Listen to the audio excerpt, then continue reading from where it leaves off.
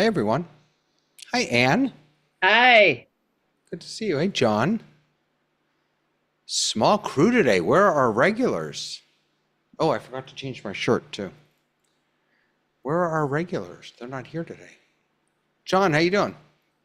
Doing great. We've had a little bit of rain, as you know, out in California, but it's a beautiful sunny day today, and we always appreciate the rain.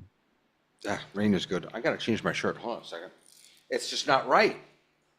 Well, John, I'm in California and I don't have a bright sunny day today. It's not raining, but it's overcast. High So, over Ann, where's Cal in California do you a hail suburb from? of San Francisco. Where? I missed that. A suburb of San Francisco. Oh, okay. What part? I'm in beautiful Monterey, so we're not that Oh, far apart. no. So Walnut Creek. No, Walnut Creek. Well, I have family in San Jose and Burlingame. That is so much better.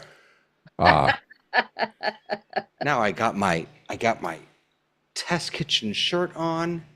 And I have your question set aside so that we can share it today, but let's get Frank in here first because Frank knows everything.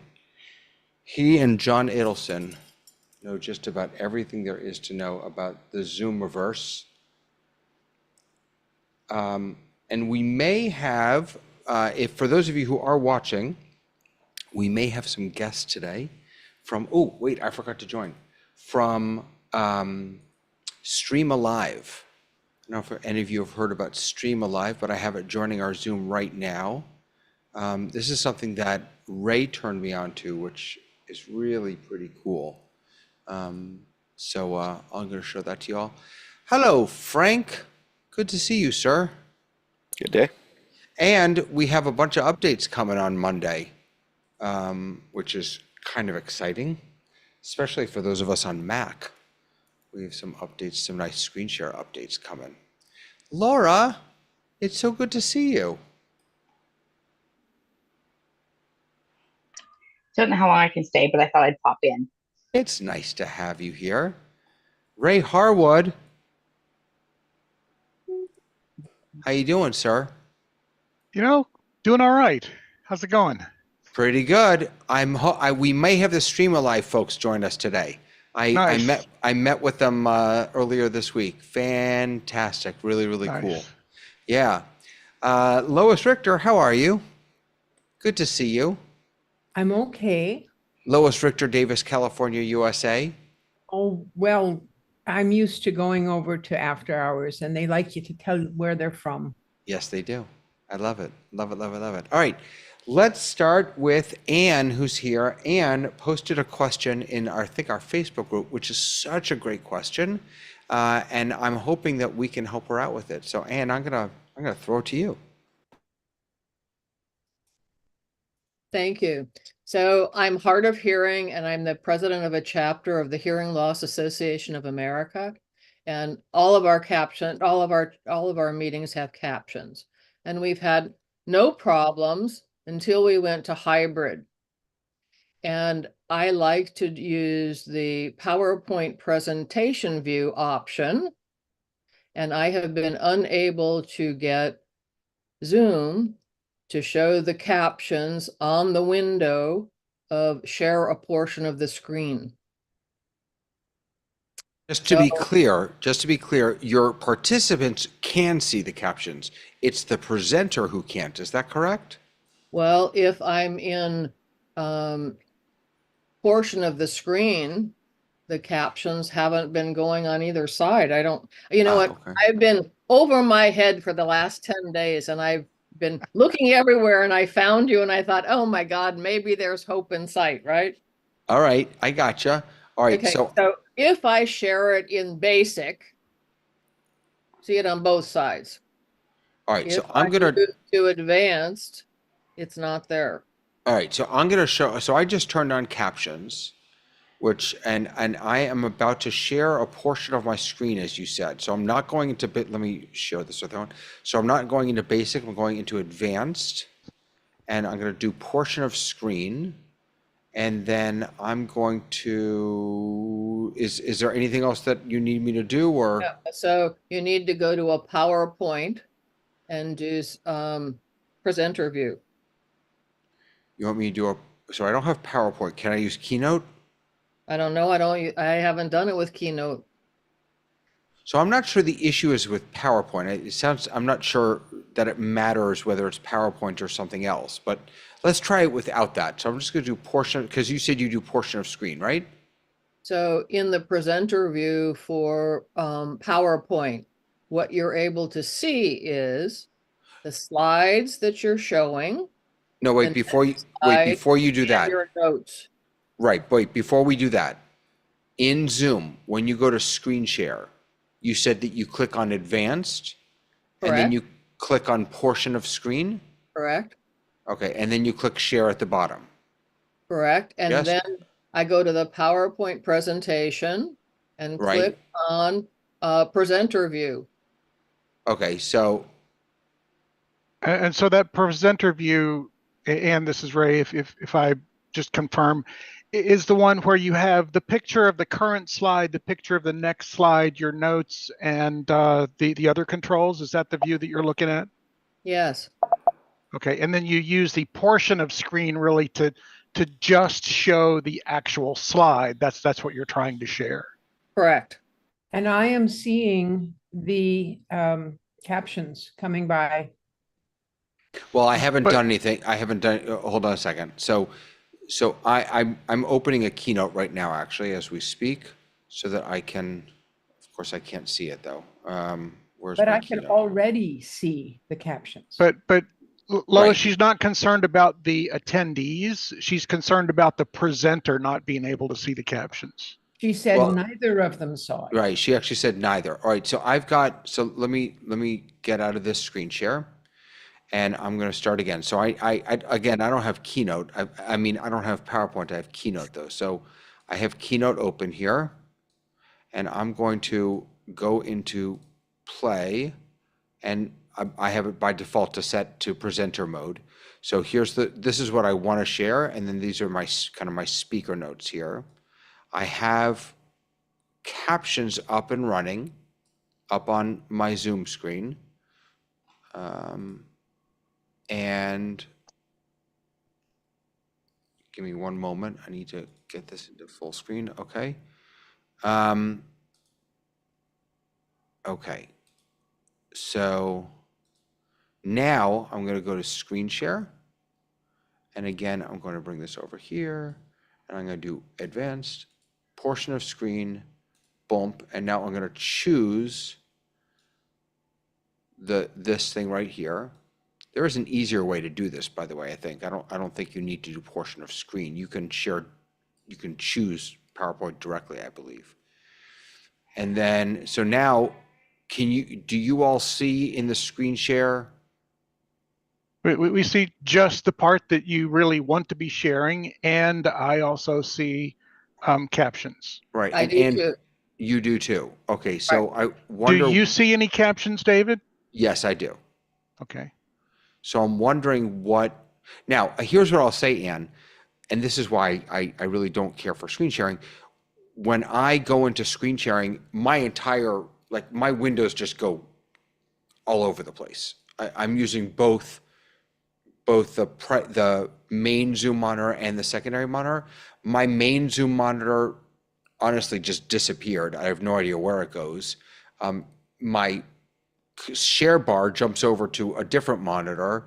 My gallery view, which was up here, jumps down to this monitor. I mean, it's. Where do you see the captions, David, when you're on doing that? So interestingly enough, they stay on my main monitor, even though everything else disappears. Okay. Well, what I'm wondering is, Ann, is when you're doing this presenting, are you doing it on a laptop or something with just one monitor? Well, so I've been using my MacBook Pro, Okay. and this past 10 days, past week, I finally thought, okay, so I'm going to connect my iPad as another monitor. And so I've been having to learn how to actually do that. And so there are actually going to be 3 connections, right? The HDMI out of my MacBook Pro into the projector in the room. And that works fine. But when I connect the PowerPoint presentation in presenter view, I lose the captions for sure on my side. I'm actually on an M1 MacBook Pro at the moment, and I have PowerPoint. David, do you want me to try and set this up and Oh, try it? goodness, yes. Thank you so much. I don't know what you're going to be able to see as I do this, but let's see if I can. Do I need co-host or something to share, David? I don't think so. And You so should, anyone the should be able to piece- share. The piece Okay. here is somebody else can't replicate that. You can't see what's on my screen. You can't see Yeah. that I'm missing the captions. Yeah. Right, but if we replicate it, you can tell us if you're missing the caption. So at Yeah. least there's that. No. Incidentally, here's one other piece, and I don't know if you know this, but you can actually grab the captions and move them. I So know that. you're right. So I wonder if, although you can't bring them off of your main screen. You can only move them within the main screen. I wonder if they end up just getting hidden behind something. Well, No. so if I don't share in advanced, I share my PowerPoint as an individual window. Right. So it doesn't take over the whole screen, right? Or I can adjust it. So if the captions were lower, I can drag them onto that. But in presentation view, you can't adjust the size of the window. View. Share. So And I just really messed something up. Let me stop the share. I've got the PowerPoint up. I've got the PowerPoint in presenter view. So let me see if I can get back to Zoom now. It doesn't want to let me back into Zoom. There it is.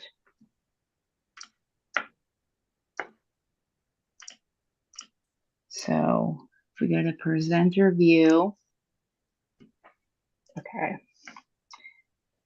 I see what you have to do. I've not used this advanced share before. Advanced portion of screen.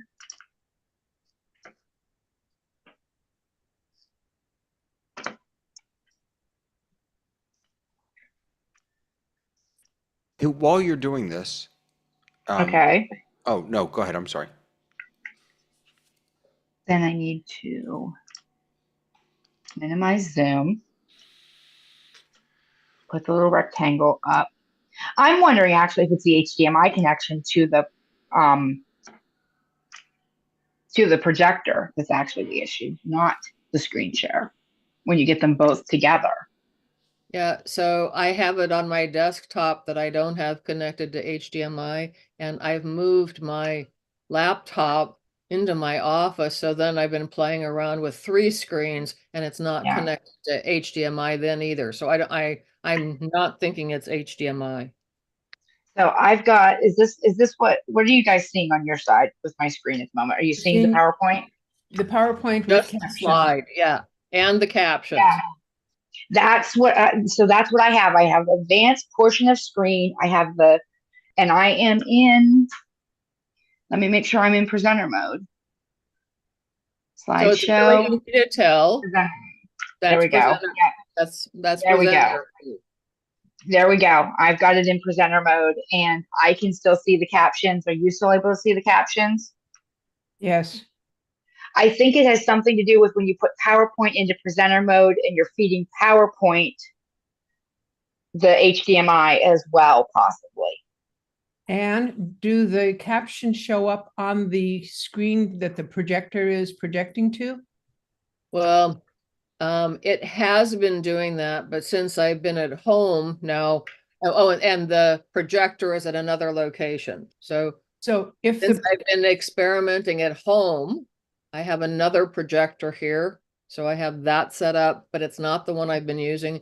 And So here's, I've done so many different things now, I can't remember which one does what thing, except for the fact that as long as I'm not in advanced portion of the screen, I can get it to show on all three things.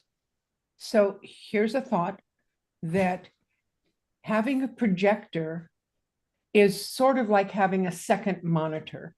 And you can choose whether it mirrors exactly what's showing on your monitor or whether it's getting some of its own stuff. And I'm wondering if maybe your captions have been dragged over to the projector and are showing up on the projector rather than on your computer. I don't know, Okay. but that's a thought. So following your line of thinking, we finally solved the audio part. We had a problem with making sure that the audio in the room reached the people on Zoom, because it's a very big room. But theoretically, if I'm connected on my MacBook, not using another monitor except the one in the room, I would like to be able to see the captions in presenter view and have everybody else see them on Zoom. And so as soon as I plug in the HDMI cable, if I'm in presenter view, it automatically shows as just the slide on the large presentation, on this large window, and then it doesn't get captions either.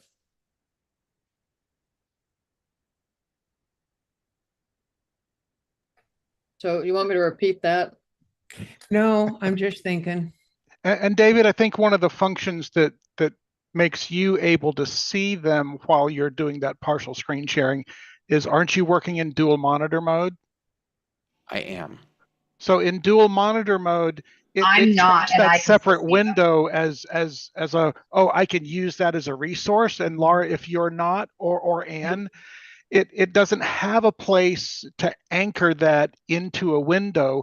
You've just got the little green and red bar that you have for clicking, the few menu options that you have access to, and there's no real place for it to land. And that's one of the reasons I asked about single monitor versus dual monitor. And so, not to complicate your life, Anne, but since you have, I think I followed through there that you actually have another display, Yeah, either connect up via iPad or whatever, that if, and I don't know, let's see, are you running Zoom on the Mac or on the iPad? I was running Zoom on the Mac Okay. and operating the slides from the Mac Okay. because you have so much more control over sharing on the MacBook than on the iPad. But then you said that you created a cable from your Mac to your iPad, and you were using the iPad as a second display. I can do that. I figured out how to do that. Yes. Cable is to the projector.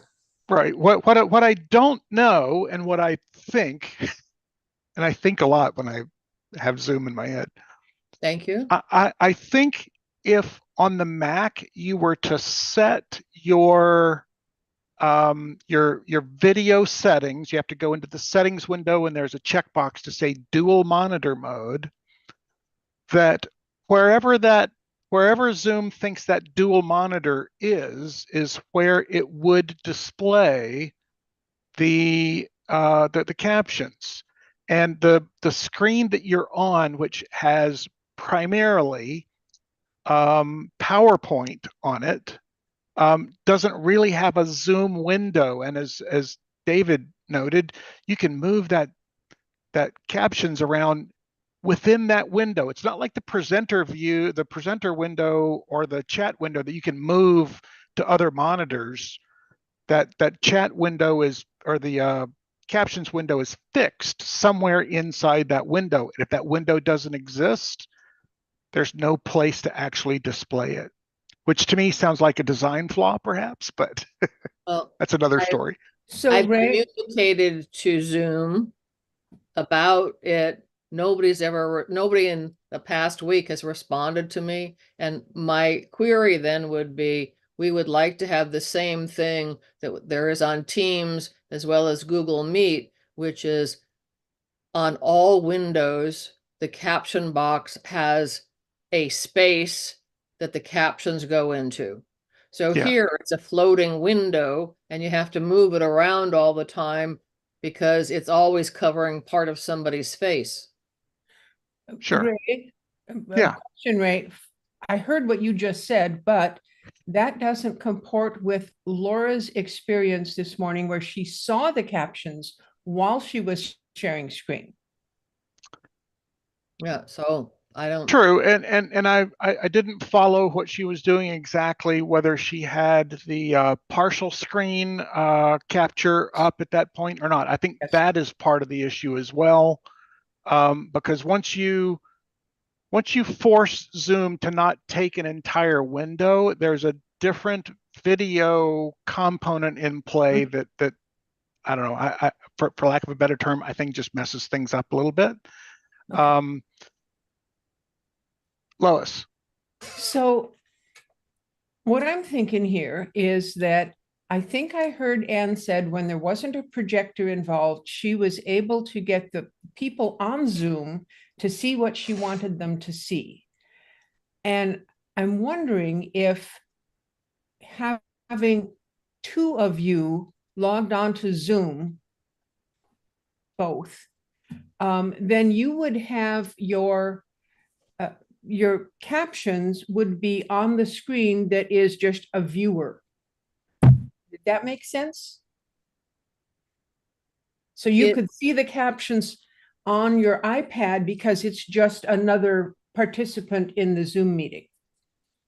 Not connected, not double windowed, not monitored, not dualed. What do you think, Ann? That's certainly an option, actually, Anne, and you might consider that is to either take if you have an iPhone or an iPad and don't plug them into your Mac, but have them join your meeting separately. Good call there, Lois. Join your meeting separately and display the captions there, which would be for your benefit, correct? You're not necessarily needing that to go anywhere. You just want to make sure that you are able to hear or read what's going on, correct? Well, so if the primary connector to the projector in the room is my MacBook Pro and it's in presentation view and there are no captions showing in that view, that's what's going. Oh, so then when you connect the HDMI, something happens that we don't know, so that it'll only show the screen you want, but it's not taking the captions with it. Right. You want that HDMI display for your in-person people to be able to see, correct? Okay, so it's not just you. You want to make sure that it gets over there. But you said that they could see it when you were doing a share screen, but you couldn't see it. They can see it in a shared screen that's not advanced, a portion of the screen, and that's what I've been using to access the presentation view. Now, does anybody have another way of accessing the presentation view, not doing advanced portion of the screen? I am not 100% sure that you have this on your program, but on most of the programs that I've seen, you can have the stuff on the side that you're looking at in one window, and then another window that is the slideshow. And they're two separate windows on your computer, nothing to do with Zoom, on your computer. And then that way, when you go to share screen, you simply pick the window that is clear.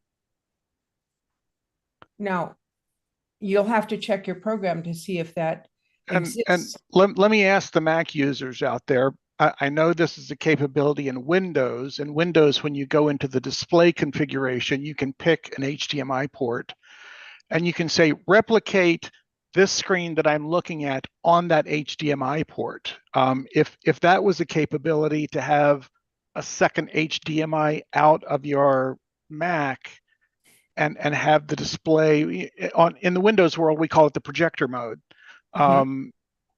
If that's a possibility, so you could actually get it to replicate as opposed to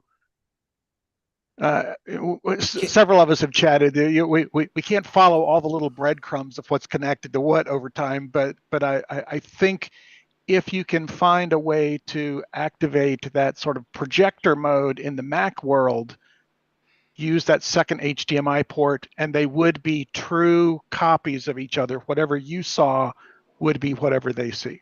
Can I ask It's another called question? mirroring, and it's automatic in the Mac world. Okay. Can I ask another question? David. And maybe this is a little too basic, but why, I'm not clear on why you're going into advanced and sharing a portion of your screen.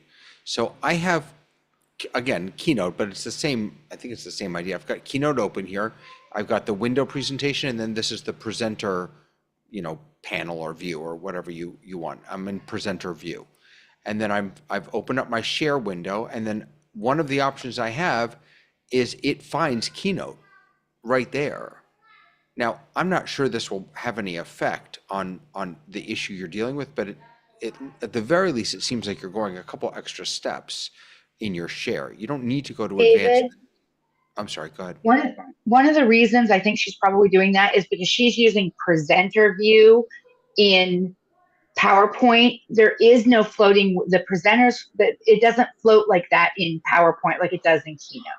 I see this all the time, David. Not all the time, but I see it a lot where someone, when they're presenting, they need their notes. Right. And they need to know what's the next screen, and they need to see kind of larger the other screen, and they need to be able to get to the annotation features and all that sort of stuff.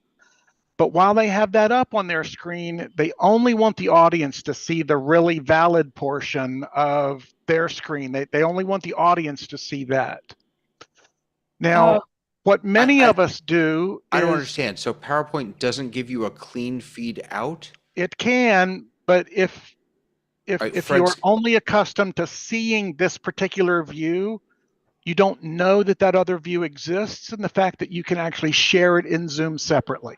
All right, gotcha. Fred, I have a feeling that Fred jumped on specifically because we were talking about this, and he couldn't stand the fact that we weren't listening to him on YouTube.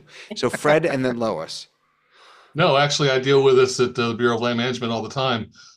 When you're on a laptop, and I do this with because we have desks built into the classrooms, right? And they're just mini computers with a single display with a Waymo monitor, so they can literally, like an overhead projector. That was the old school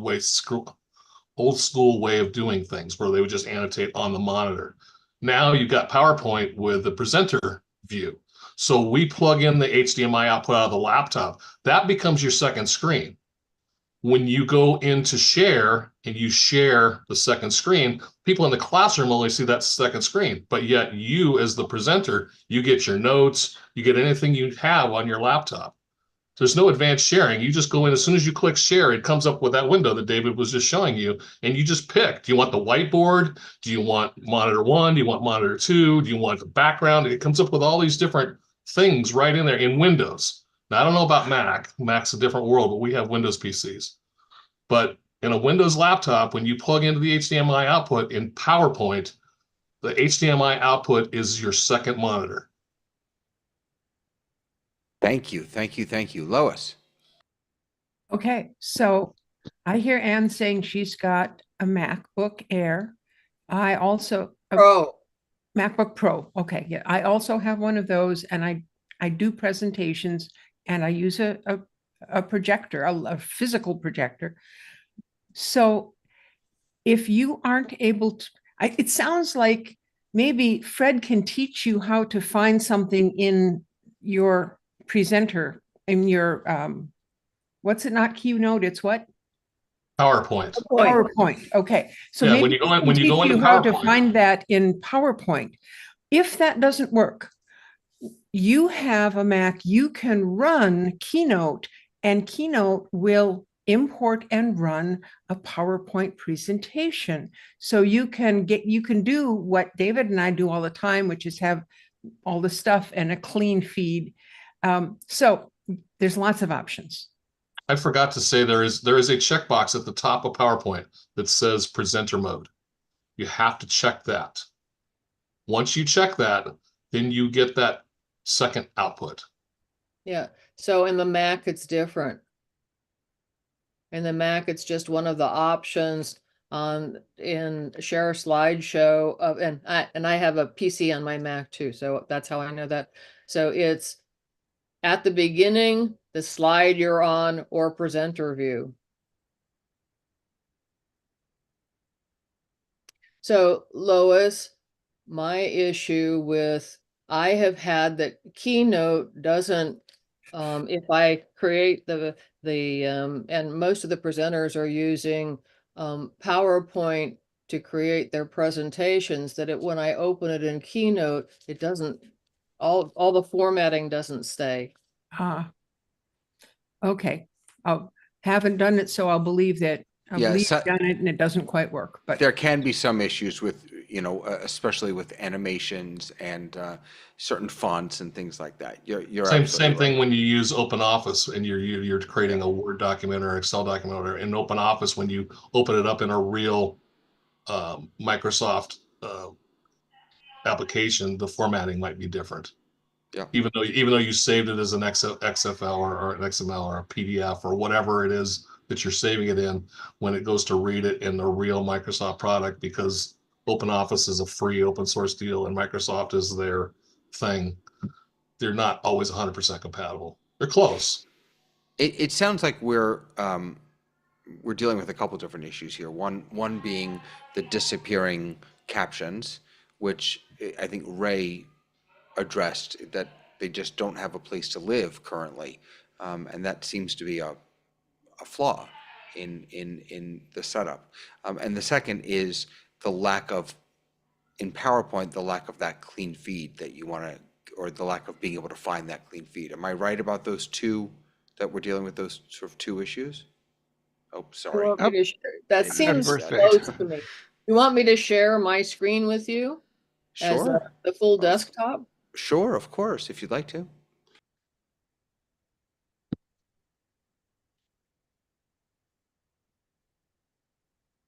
Okay, so you're seeing my whole desktop, right?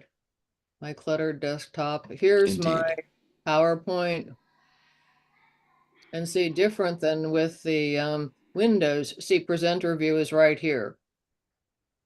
So when I click on presenter view, you guys are seeing presenter view. It took over my whole screen of my 27-inch monitor, and I have no captions. Right, but And there's no way to adjust this screen. no, but get out of this. Yeah, go out of PowerPoint. There's a show in window, present in window option.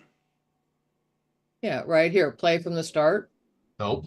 No, No. it's probably a setting, I think, that you have to, Show media controls use. It's over there. It's one of those checkboxes on the top.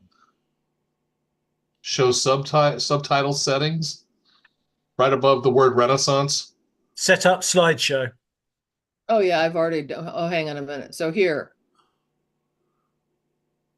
And so I set my slideshow as an individual window, because if I use share screen, not a portion of the screen, then I can see other things on my desktop.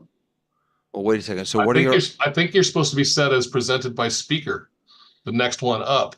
Yeah, well, if I do that, it does the same thing.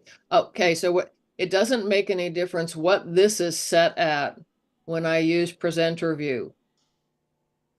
Presenter view always presents full screen. try it. I did it, yeah, I did it 2 times yesterday. I'll show you. And I'm open, hang on. but there should be an option. Play Come in out of window. the share. Come out of the share before while you set that up. And then when you go back into the share, you should be presented a place to choose the window. Or the issue is that it's still taking over her whole screen. It's not playing in window. I think that's, I know that there's a way in PowerPoint to play in window to Yeah. Yeah, once you 'cause put I it do in all the time. presenter view, it automatically does that from what I've So- seen. The So problem is with presenter view. If I'm in play from, if I'm not in presenter view, it plays in a window. If I'm in presenter view, it does not. All right, so Jason is sharing his screen. Okay, so I'm on a Windows machine. First, I tell Windows I have multiple displays. Right. They're Yeah. numbered. The problem is One, she's on a Mac, so it may be right. different. But there's a Right. similar setting in Mac, right? So I say multiple displays. 1, 2, 3. Windows asks me, do you want a duplicate clone? So all three are the same? Or do you want to extend the desktop in which each of them are different? Extend. So what I put on 1 is different than when I drag to 2. Then PowerPoint follows those settings. Okay, so that's what's happened before we got here. In PowerPoint, I can choose presenter view, which gives the notes field that you were looking at. It gives you a thumbnail of the slide that's next, and then it gives a bigger picture of the slide that you're on. And that slide that you're on is sent to the other output, a projector, a screen, whatever, that the audience would see. I can choose which is which. I can flip 1 and 2.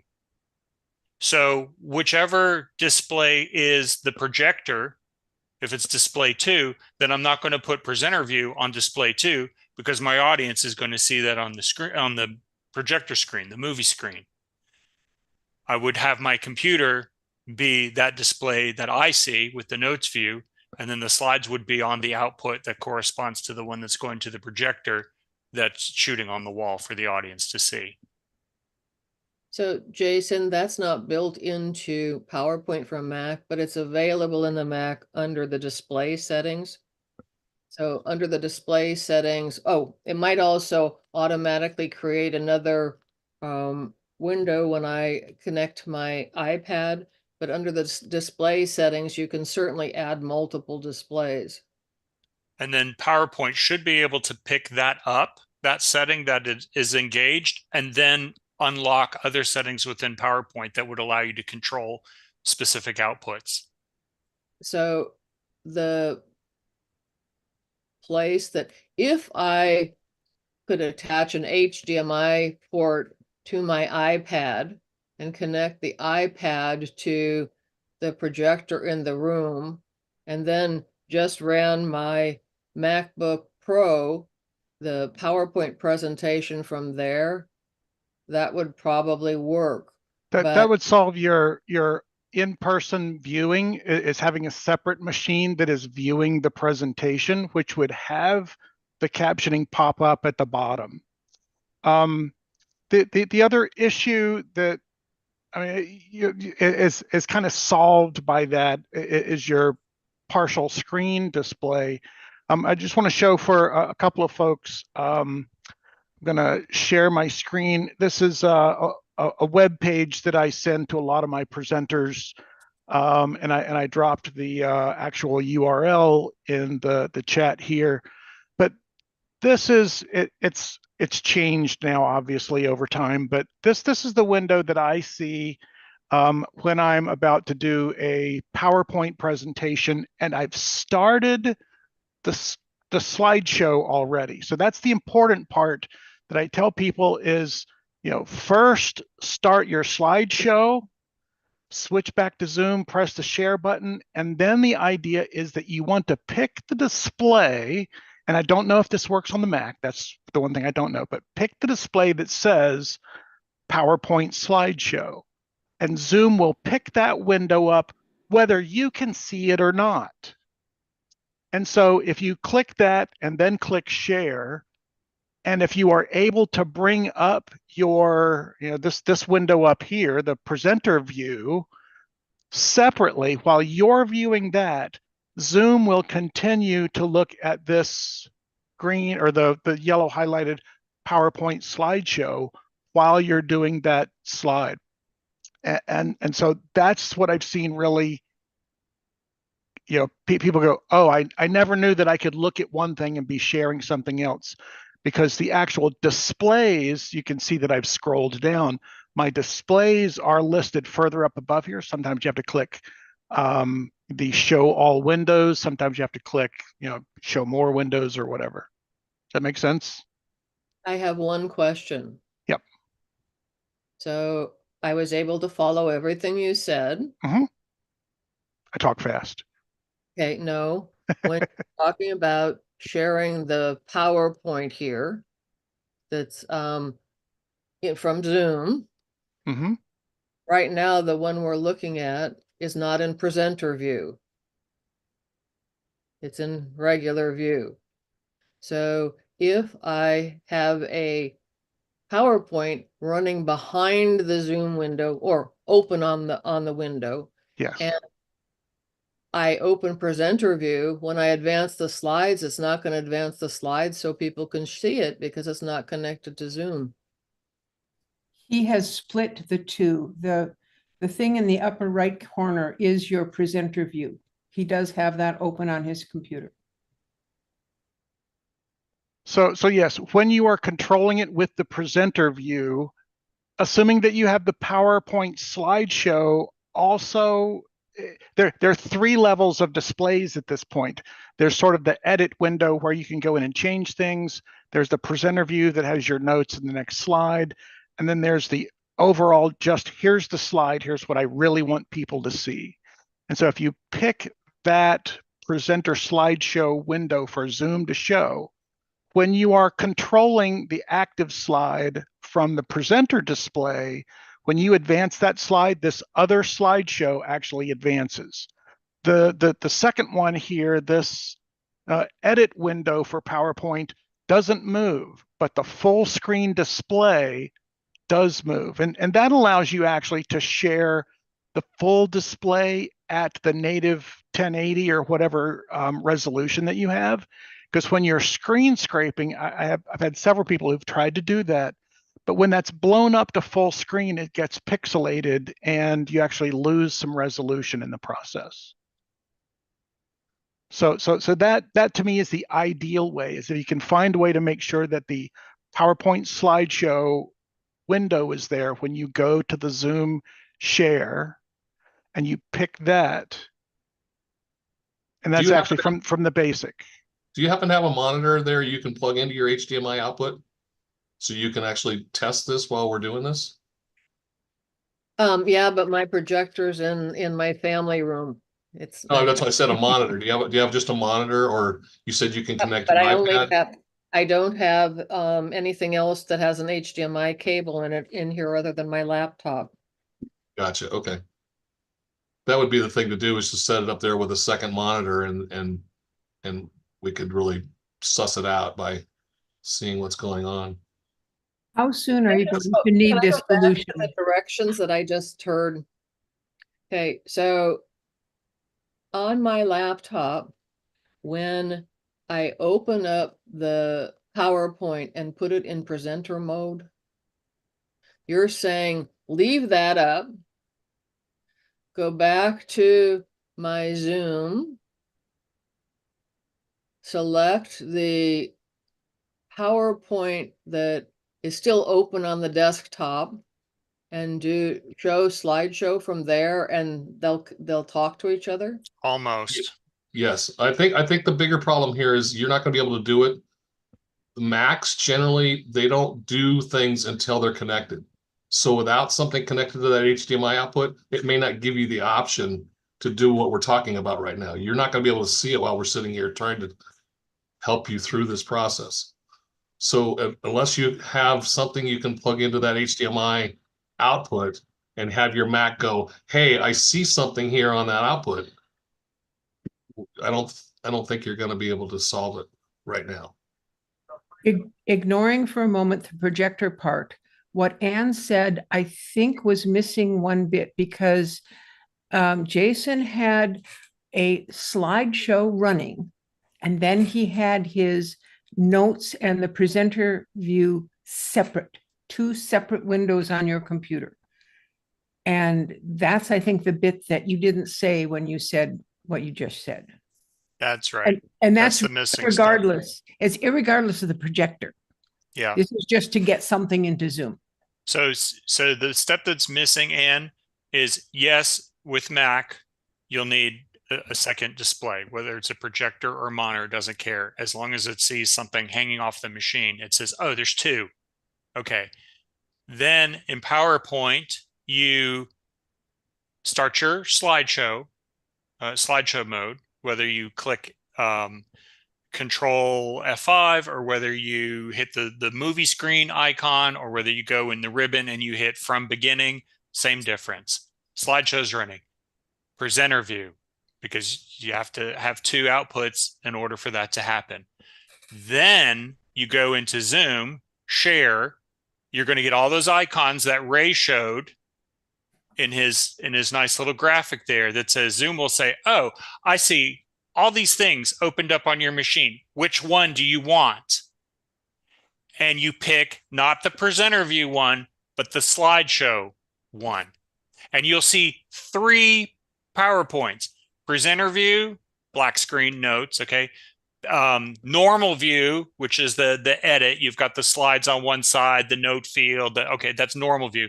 And then slideshow, which is just the slides, movie screen icon from beginning. And that's the one that you pick. How do I have the same PowerPoint open in more than one view? Because with the dual displays, you've got the presenter view on the one that's by you that you see, and you've got the slideshow one that's audience facing. No. Afraid not. What am I missing? Max says no. I've just gone onto my Mac Studio. You can set the display up and you can say I want a windowed mode. And if you do a windowed mode, you do not get a second screen. You have to go into the full screen presenter mode, and then it gives you one screen which has your presenter mode with your slide and the next slide, and you have a second screen which would go to a projector, which would have just the slideshow. Is that because it's treating it as one output? That's because it's Mac. So what happens if you tell Mac that these are 2 displays? This is not windowed. No, it says 2 displays. But I mean, I could probably connect it up and show you. But when you're in PowerPoint for Mac, yeah, when you go into set up the show, in other words, set up configuration, you got that option for a presenter mode. You got option for a window presenter mode. Okay. But when you choose a window presenter mode, you do not get a second version of the slides shown on separate monitor. Out to the audience. That option is grayed out on my machine, so you can't do it. You have to use the full script because it's Mac. Well, because PowerPoint is following what the OS tells it, right? Yeah. So if the OS says, I have 2 unique displays, then PowerPoint says, oh, you have 2 unique displays. Okay, you want presenter view on which one of those? And you want slideshow on assuming the other one of those. Yeah. But the operating system has to say, display 1, display 2. You only get the option to choose where your projector screen is, because I've got 3 screens on mine. So the only chance you get a choice of that is when you're running full screen presenter mode. Now, if you're running full screen presenter mode, there's no room for Zoom to put the captions because Zoom is now pushed out of the way by PowerPoint. So unless you can get Zoom to sit on top of PowerPoint, you're not going to see it. But if you get Zoom to sit on top of PowerPoint, you're not going to click on PowerPoint to change the slides. Right. So you'd probably need a remote control thing to talk to PowerPoint to move it to keep Zoom on top. That's a very weird way around of solving it. The other thing about the projector has not got captions on it because Zoom's not over there. So the way to get captions onto the Zoom on the projector is to do like you suggested, which is to run a separate Zoom device, which could be the iPad, and you get the iPad to be a client of the meeting. And because you're sending the PowerPoint slides to the online Zoom audience, and it is a member of the audience, it will display those slides. But because it's a Zoom device now, it will also be able to show the captions. So in that way, you could get the captions on the wall, and then you could get the captions on the projector. So that's a very weird way around of solving it. The other thing about the projector has not got captions on it because Zoom's not over there. So the way to get captions onto the Zoom on the projector is to do like you suggested, which is to run a separate Zoom device, which could be the iPad, and because you're sending the PowerPoint slides to the online Zoom audience, and it is a member of the audience, it will also be able to show the captions. So in that way, you could get the captions on the wall, for the audience in the room to see, because effectively you're just giving them the same thing that all your online people will see, which is your shared PowerPoint slide with the captions, because it's a Zoom device. I'm giving John extra cookies today. Well, I'm David, I'm glad to see that my $4,000 investment in a Mac studio has actually been useful at last. That actually made sense to me. All right, I'm going to John, and I just want just a quick heads up. I have to jump. I'll actually still be at my desk, but I have to jump into another meeting at 4 o'clock just for a little bit. Ray is here, and we have a guest, a friend, joining us from Stream Alive. But let's finish this up first. I just want to give that. John, please. I was just going to say there's a brute force way of doing it. There is a app that you could get for your Mac that gives you greater control over multiple monitors. So you could mirror displays, or you could have extended displays. There's one where you could actually have 2 shared extended displays. And I've had to use that for some strange setups that we had at meetings. So I think that might do what you want to do, but it's considerably more complicated because you're adding an app that's essentially making a false screen and then confusing the Mac to think it's the same screen. What's the name of the app? That's what I'm trying to find now, so I will get it to you. I haven't used it for a while. It's not terribly friendly, but I'm looking in my notes. I'll put it in chat. Thank you. And so what I was talking about a long time ago is get a second iBook to connect to your monitor, and that would fix it. Oh, you mean 2 laptops? That should fix it. Because I don't know if an iPad can drive a projector. I've never seen that done. There is a special cable that you can use that will output HDMI from an iPad, but well, we've also forgotten the thing about iPads, guys. What's the most important thing about an iPad? It reduces the resolution of the meeting. So that's the other thing we got to remember. Say that again, John?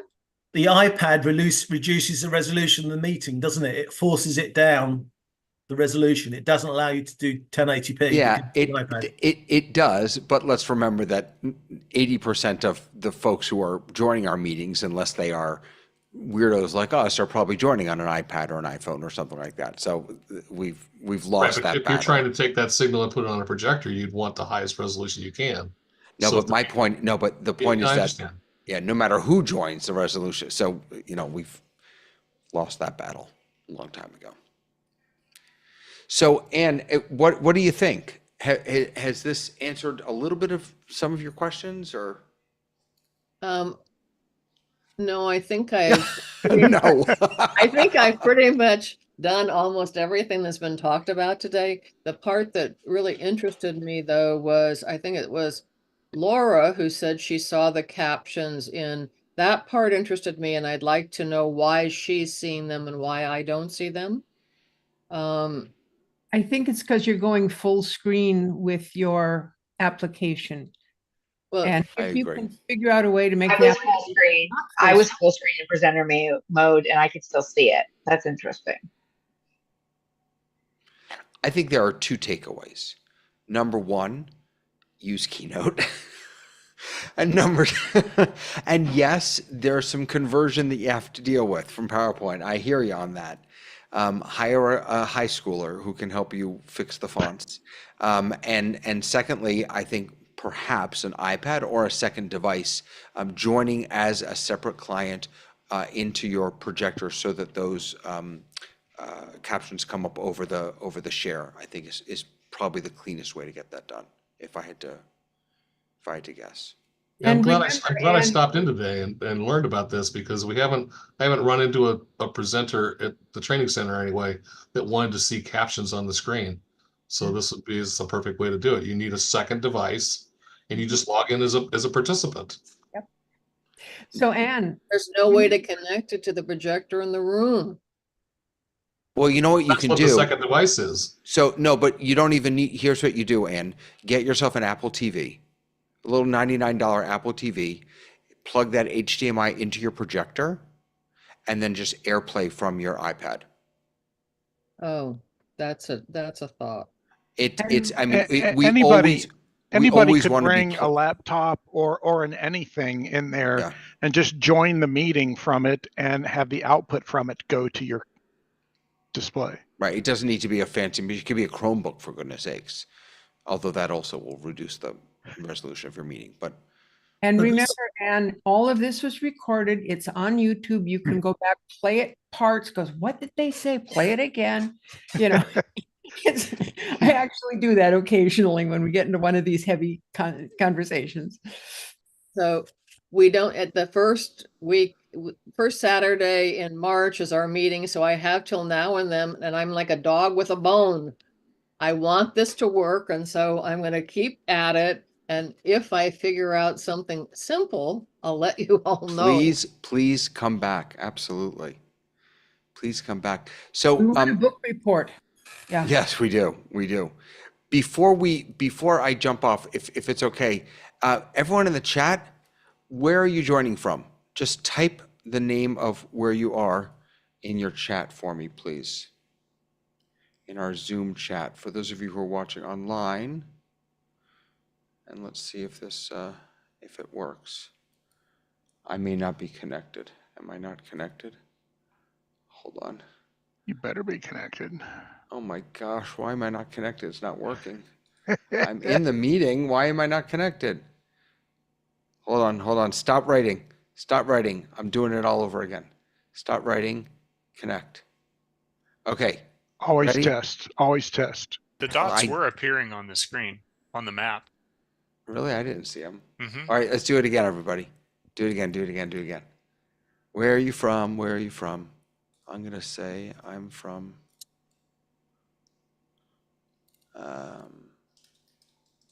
why isn't it working? Lux, help! Why isn't it working? I'm wondering too. Well, I could give Not you the an app demo. that will do it, but it's not the people that are coming on, so I won't mention them. But there are a lot of people now working on this, so I'm glad these people are here, because I'm working in a group and we are trying to get chat. Well, I think we've got social chat now out of Zoom, Facebook, YouTube, and we can get it all into word clouds and Yeah, so this is things. So this is what's, let's see here, the questions. See, it automatically knows if there are questions. This is so cool. I love this. Let's see, are there any links? No links. But there are some links. But for some reason, There should be some bug with it. Could you just restart it down if you don't mind? In the bottom. how do I restart it? If you just go to the bottom, there should be a pause button and then a restart to change to a restart. Yeah. Once you hover a little bit, yeah. I don't see It's a the pause third from the button. right. Yeah.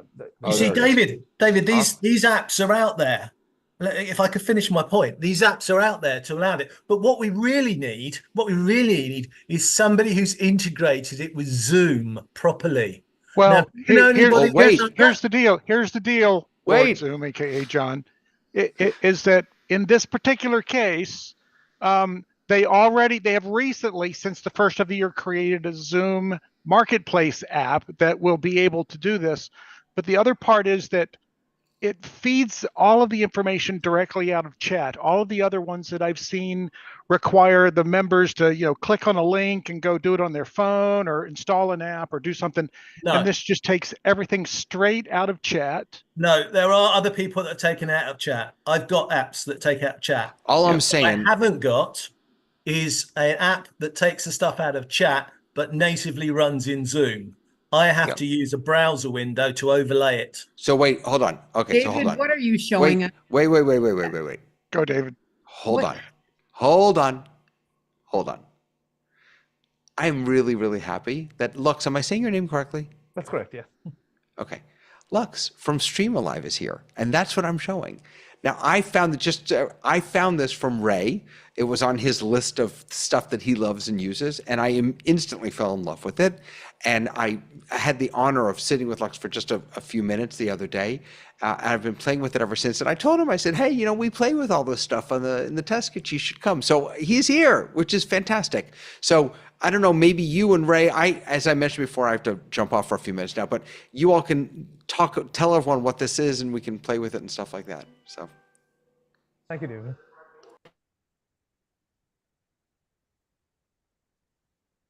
So Ray, I don't know, do you want to, you or Lux, you want to talk us through what some of this stuff is? And Fred has his hand up also. Lux, do you want to come on first and sort of give us an idea of,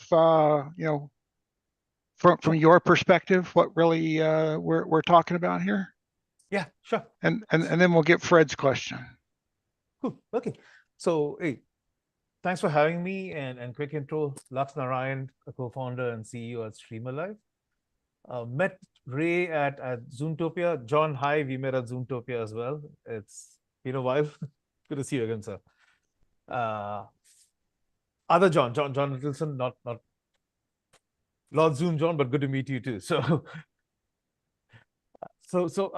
just quick history.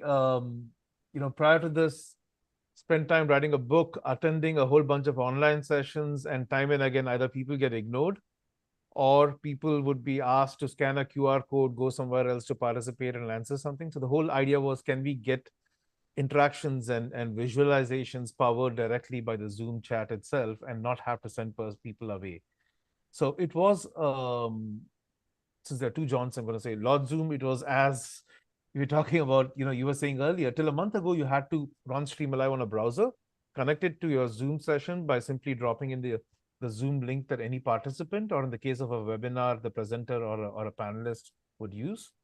And StreamAlive would read the chat to manifest it as locations in the case of what we are seeing just now, or a word cloud, or falling Tetris-like blocks, or thought bubbles, allow you to automatically, conditionally say, anyone who answered that last map question, spin a wheel with all their names, pull up the names automatically, and allow me to pick up someone. And happy to demo that if any of these are of interest, or you can just play around with it later off StreamAlive. We have a free account there as well. As of last month, in fact, it actually got published during a time when I was having a call with Ray, and he pointed out to me that our app was published even before I knew it. We are a Zoom app, which means we're running within Zoom, so you wouldn't have to go and share it off your Chrome browser or some other tab. It would run natively within Zoom itself. So if you go to the apps thing within Zoom and search for StreamAlive, you should be able to install it and have it running within 30 seconds. That's a quick overview of what we do. Happy to give you a demo, answer any questions, whatever. Yeah, Fred, did you have something? I was just going to ask, is he running ZoomOSC? Is that what StreamAlive deals with, or is StreamAlive something that deals with regular Zoom?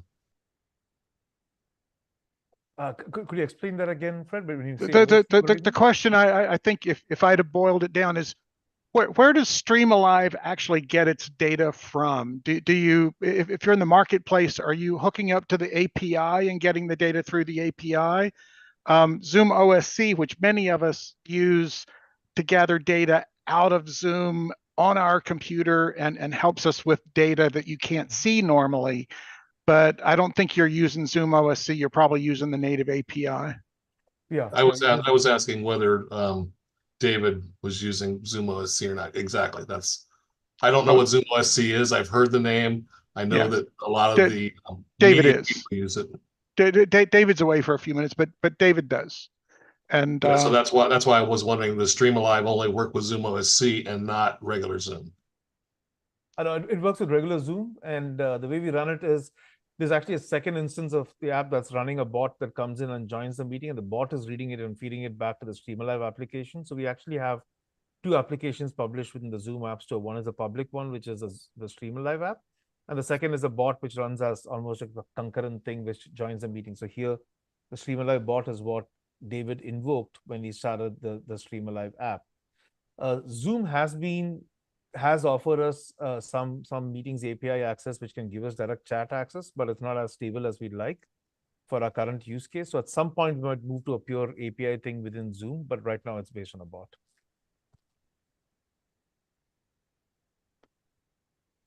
And I know, Lux, that you know, having gone into it, the tool kind of invites you, doesn't require you, but kind of invites you to import your PowerPoint presentation and take each of the PowerPoints and then inject one of these interactive pieces into it and use StreamAlive to present that. I haven't had a use case yet where I've actually done that. I've done that instead, kind of like David has done, where at the beginning of you know, an all-day webinar thing, which some of my clients just have, you know, 30 minutes, 30 minutes, 30 minutes and a break. You know, during the 30 minutes before it all starts, I put up the map and say, you know, once you join, put in where you're joining from, and people can see internationally where they are. The host can actually, as you saw David do, zoom into certain areas. Let's see, you know, people over in Asia. Let's see people in South America. You can, you know, show those. The other thing that it does that a couple of my clients really loved is when they got towards the end of the day, you know, they would ask people, you know, what is your favorite, you know, thing that you learned today, or what was your favorite quote of the day, and that sort of thing.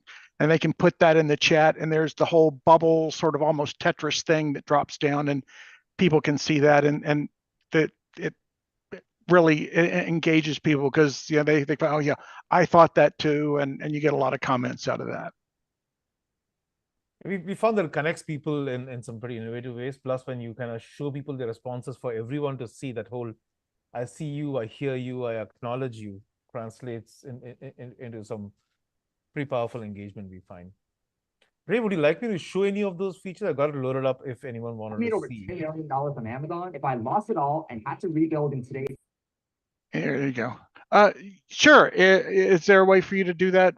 Kind of. I didn't know actually whether you just joining you could do it or not. Go ahead. I can. I don't know if David is still the host, but if you're the host, I'm a host. Let me know what you need. You just need him to join. You might have my bot trying to join in. Oh, but David already has his, so David needs to disconnect because he's already running StreamAlive. Let me. How do I? I'm just going to put them in the waiting room. How's that? Yeah. Let's see if that works.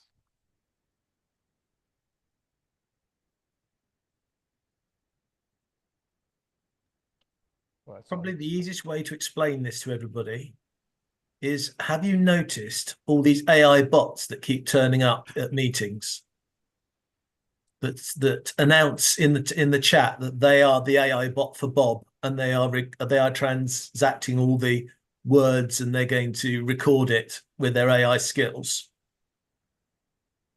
This is the same idea. The StreamAlive bot joins as a participant in the list. And by being a participant in an app, it is able then to read all the text out of the chat and then make all these lovely uses of the chat, like taking the chat and converting them all into locations, to me a map if people say where they are, or giving a load of answers and making it a word cloud. There have been apps that have been able to do this with chat for, well, I've been using it for the last 2 years. But thank you very much, StreamAlive, for actually taking the next step and putting it natively into Zoom. So no more is anyone ever coming to my Zoom events and telling me they want to use Mentor Me or all these other products, and everybody's going to have to go and load a web browser from a completely different place. No, we want them doing it in Zoom, and StreamAlive have taken the time to make sure that these features are available in Zoom. Thank you very much. Thank you. I couldn't have put it better. Thank you very much. To Ray's point, what you're seeing here looks no different from a PowerPoint slide. So this is a sample community event session that I might run, where there's a slide. I'm just going to jump through these. So this is a slide again. And at this point, in a typical community event, you would ask people, hey, where are you joining from? So as people type in the chat, I'm going to kick it off. we're going to get little dots coming in there, and I can zoom in there and say, oh, we got people in London. Let's see if you've got people in North America. Yes, sir. We got a few people. We got Ray in Phoenix. We got Lux in Basking Ridge. And I can literally fly all around the world, pan in, zoom out, and spend a good amount of time just acknowledging where people are coming in from. If you have more people in a region, it's going to cluster. It's going to say, if you have 5 people in New York, like here, it's got a cluster here already. So if I zoom in, it makes it more. Purple is the most recent one. I can change all the colors. I can have the water and the land to reflect my brand colors. There's a whole bunch of customization you can do. And let's say at this point, I want to go to the next one, which is a slide. So I'm seamlessly moving from, our pitch is simple. We want to move presentations from talk to talk, listen. And the listen is really what Streamalive powers, right? Classic, again, icebreaker question, asking people, hey, how are you feeling today as they start a session? I'll just ask people put answers, word cloud, frequency, more happies, happy becomes bigger, and so on and so forth. Moderation features, you can remove words if you want, if you're a single moderator.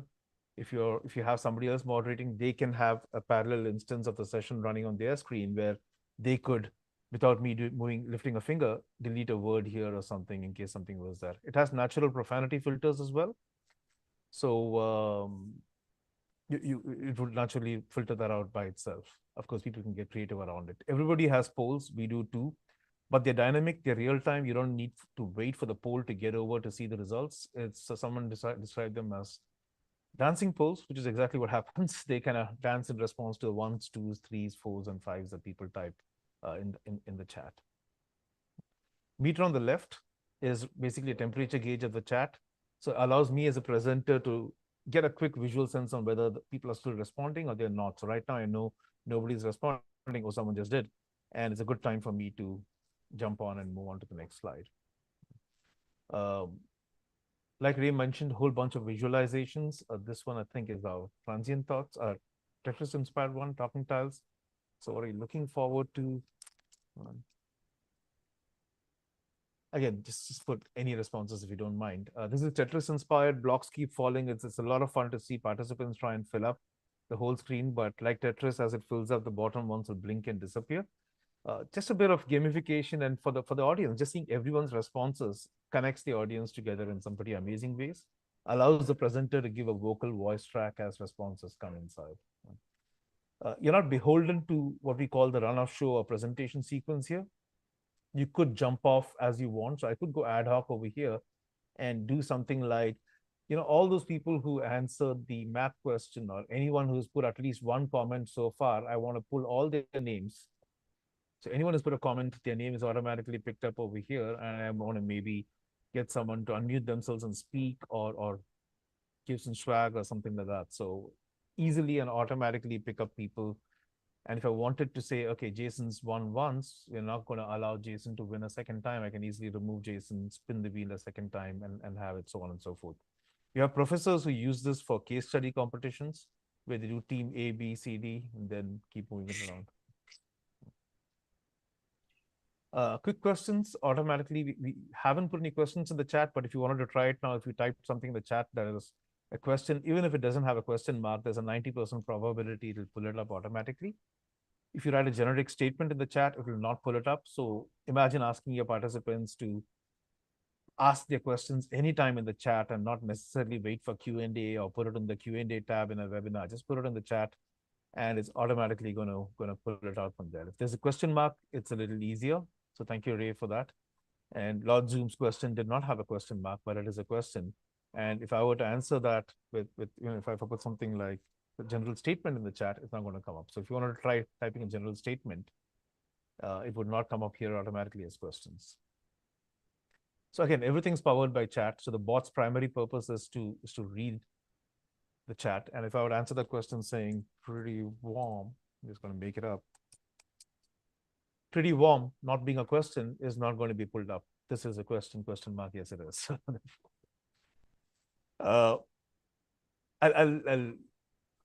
won't show you every one of them, but emojis where people can respond by emojis. Link library automatically extracts every link that people put in the chat. so that you can share it as a post-event resource. I mean, if I had $1 for every meeting where I wish I had saved the chat and copied the amazing links that people shared, this captures it all, curates it into different buckets. So you could ask people for their favorite song and create a vibe of the tribe in terms of a Spotify list or a podcast list, for example. And anything that's a URL would come up over here and can be shared off platform with people. So that's a quick overview of all the main features. And if it's okay, I'll just disconnect here and show you what happens post-event, which a lot of people enjoy going through as well. So we finished this meeting. I'm going to go into my analytics. I did this one here. I'm going to analyze it. We had 31 comments by 7 people. This is the average. Who participated? We got all the names and the frequency of participation. These bars denote when we ran interactions and the responses that we got for all of them. This is a replay of the visualizations from each and every one of those. All the questions people asked.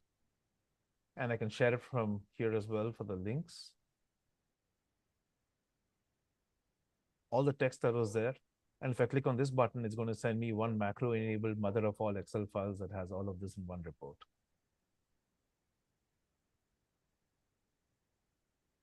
Everything can be customized, colors and all of that. Run of show or presentations is what I was taking you through. So I took you through one of the sample presentations that are down here. The community manager-led events, but you can create as many as you want of your own, which have interactions and slides, and run them multiple times on any platform. The majority of usage we have is on Zoom, but we also support Twitch, YouTube Live, Google Meet, and everything else. But most of our users are on Zoom at this time. I'm going to stop here unless there's something specific anyone would like to see, but hopefully this gives you a broader overview of what we do. I ran it through the web app, but you can run it through the Zoom app as well. I'll mention real briefly, I'm working with Lux actually to be able to create a way to use this in a Zoom event, because Zoom events, as you may know, there's no direct meeting join link. And what we're working with possibly implementing is taking the direct speaker join link, which then has to have a special 6-digit code attached with it for Stream Live to actually be easily usable in a Zoom event session. Lois, you have a question for us? I have 3 questions, actually. The first one is, you had that pie chart and you had all the names of the people who had participated. So if you then move on and ask a different question, does it start from 0 again and give you a new pie chart, or is it cumulative from when you start the bot? It's cumulative from when you start the bot, and then how you want to pull the names is really a function of how you want to do it. So I'll show you the 2 common ways. One is, from the beginning of this session, I want to reward anyone who's participated at least 3 times. So you might say anyone who's commented at least 3 times, and it's going to pull all their names and auto-populate it into the wheel. Or you could say, we just asked this question about what is your biggest pain point with public speaking, and maybe 18 people responded to that question, and you want to choose one of those 18 people to unmute themselves and tell a little bit more about why that is a pain point. So how do you choose one among 18 people who would like to speak? So you would say, spin the wheel among all the 18 people who responded to that previous session. So we did that. We did the speaker. We got the 18 people. Now I want to do another question and just have those people. Do I have to restart the bot to get a fresh collection of people? No, it would automatically take the collection of people based on who responded to that question. It's per question. Okay, great. It's per question, yes. Great. Okay. And then the second question, well, I guess I only have 2 questions. You put in so much work in that. How are you making any money off of this? I didn't have to pay for it. So it's right now we're kind of getting feedback, having people use it, get us feedback, but we'll always have a free plan. And at this point, the free plan is capped at 30 users. At some point, we might decide to make that up to just about 15 or so, but right now, up to 30 people, it's absolutely free. We charge if you have more than 30 people in the audience. Okay. And then the last question is, My mind blank again? I think it did. You said you only had two. Go ahead, Lois. I'll come back to you. John Idelson. I just have to say, this shows me how much you have to keep checking up on things. You have added so much more since Zoomtopia. Do you Yes, guys sir. ever sleep? I mean, this is. Thank you. But yes, But- lots has happened.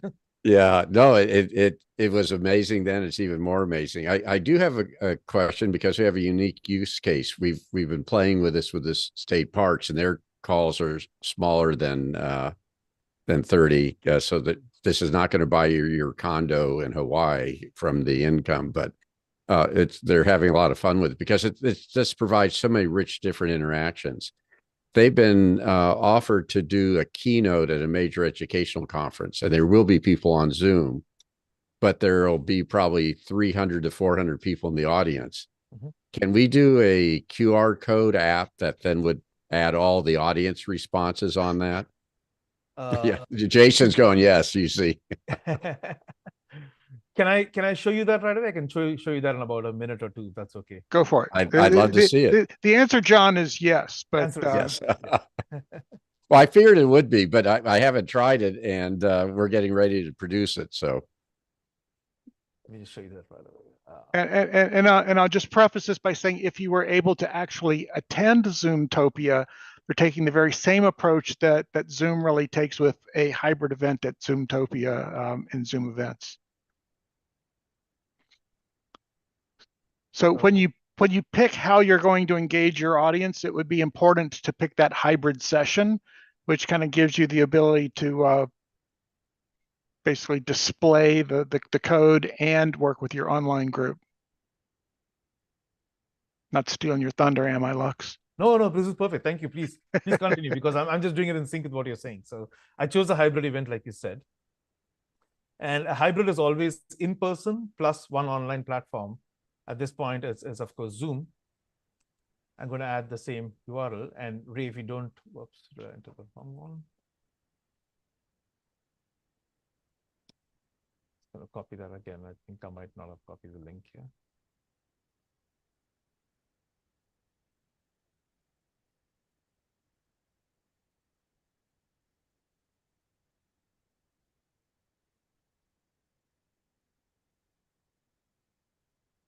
Not taking the Zoom link in the hybrid for some reason. Let me show you the in-person part of it, the QR code part of it. The hybrid is a combination of the two, John. So let me jump in there here. If you can just have your phone ready, please.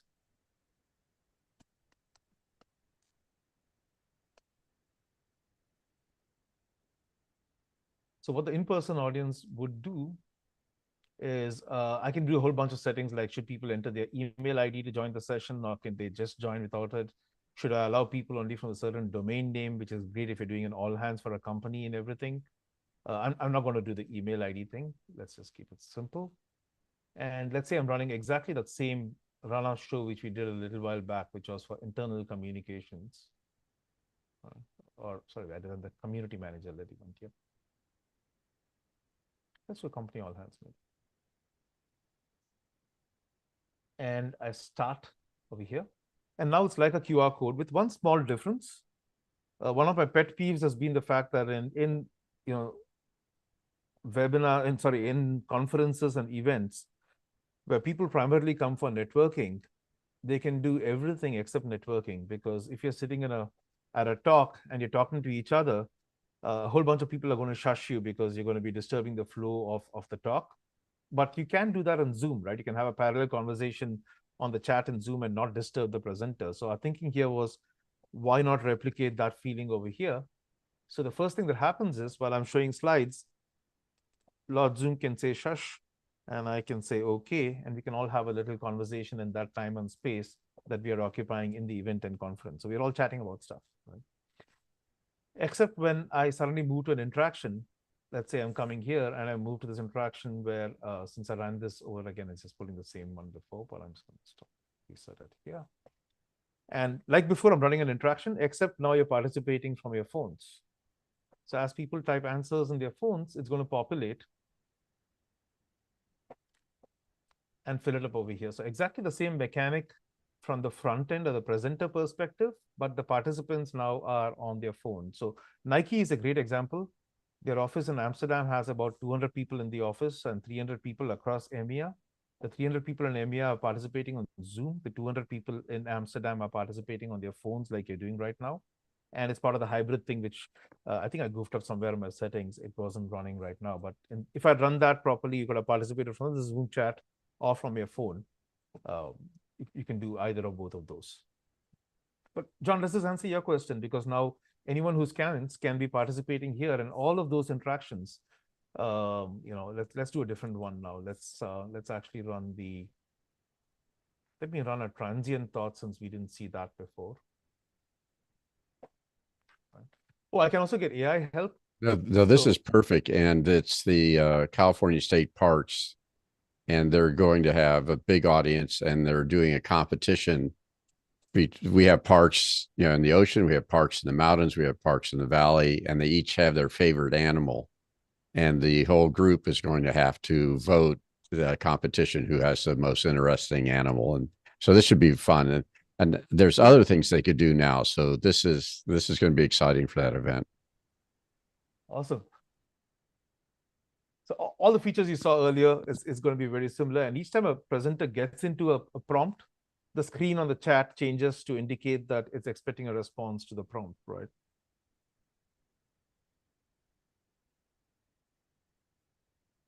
This one is, by the way, a feature called transient thoughts that automatically decides the flow control between different ones, but gives each person their time in the sun. So it's going to put my answer there till someone else puts an answer. And if you have a lot of answers, it will automatically adjust the speed. So it allows everyone's things come down. So on and so forth. Cool.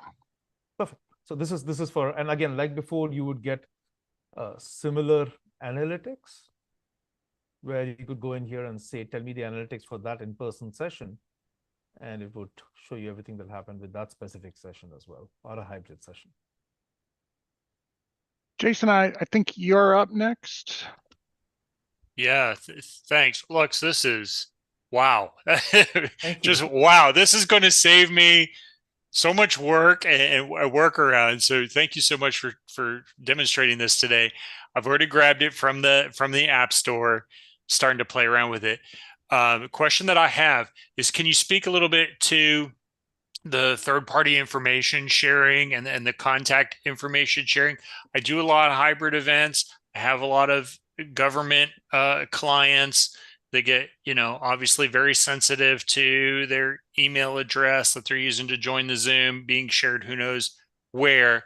What I'm reading in the app information looks really good to me, but I want to ask you to speak on that a little bit. Sure. And if you, I'll just give you a lazy answer to that first, which is that if you go to the StreamAlive website, which is here, right there in the bottom, in case you need to share with someone, should have a link here somewhere.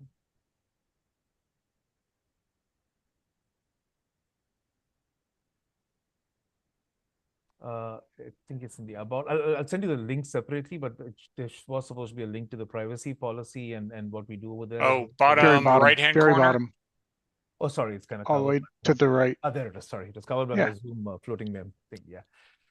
So this should give you a lot of the information in terms of what personal information we do, what we do with it, and all of it. But here's a summary of it. We don't access any of the information, but yes, it is there in your analytics for you to access and do it. So question for you is, we've been just riffing this with a few users who have asked similar questions.